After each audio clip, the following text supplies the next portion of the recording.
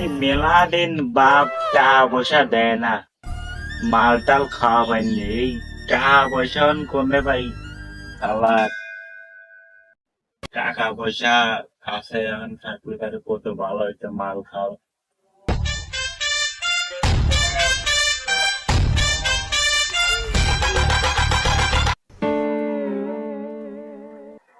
বন্ধু অনেকদিন মালটাল খাইনি, 2-3 টাকা হলো দিয়ে ফেলবেন। শালা বেশালা আমি টাকা পয়সা পাইনি, বাইতে টাকা পয়সা দেয় না, আর তুমি টাকা হালাচ্ছ তো পারাছো। সর শালা বেশালা, সর হিন্দু, সর আমার সামনে থেকে।